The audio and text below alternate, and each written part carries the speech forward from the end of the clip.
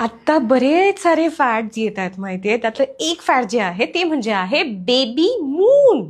आता हे काय आहे, मला पण आता इतक्यात म्हणजे रायाच्या वेळी हे कळलं. डिलिव्हरी व्हायच्या आधी तुम्ही जशी हनीमून कॉन्सेप्ट असते तसं बेबी मूनला जाऊ शकता. आईला थोडासा चेंज, थोडं रिलॅक्सेशन मिळावं ह्याच्यासाठी. सो तुम्ही जर कुठलं रिसॉर्ट किंवा विला किंवा हॉटेल प्रॉपर्टी बुक करणार असाल तर त्याच्यासाठी काही मॅन्डेटरी गोष्टी आहेत ज्या बघणं महत्वाचं आहे. पहिलं म्हणजे काय तर हायजीन, की जे खरंच खूप इम्पॉर्टंट आहे. आपण ऑलरेडी खूप नाजूक असतो आणि त्याच्यामध्ये आपण बाहेर कुठेतरी जाणार असतो, त्याच्यामुळे हायजीन खूप महत्वाचं आहे. दुसरं म्हणजे ऍक्सेसिबिलिटी. तुम्ही ज्या ठिकाणी राहताय, ज्या शहरात राहताय त्याच्यापासून ती गोष्ट जवळच पाहिजे. म्हणजे मी जेव्हा गेलेले होते तेव्हा हार्डली माझ्या घरापासून 15 किलोमीटरच्या अंतरावरती गेलेले होते. त्याच्यानंतर तिसरी गोष्ट, जे तिकडचं बेडिंग आहे ते खूप खूप खूप महत्वाचं आहे. का? कारण की जर स्प्रिंग मॅट्रेसेस असतील तर एवढं मोठं पोट घेऊन आपण त्याच्यावरती झोपू शकत नाही. सो बेडिंगचं खूप महत्व आहे.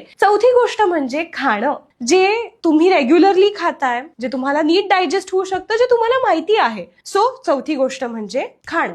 आणि पाचवं म्हणजे काय तर शहरापासून जवळ बघताय पण थोडी तरी शांतता पाहिजे. नाहीतर मग तुमच्या घरात आणि तिथे जाऊन काय फरक राहिला. सो 2 दिवस शांततेत घालवायचे आहेत. प्रेग्नन्सीसाठीची तयारी करायची आहे. त्यासाठी ह्या 5 महत्वाच्या गोष्टी आहेत ज्या तुम्ही बेबी मूनला फॉलो केल्या पाहिजेत.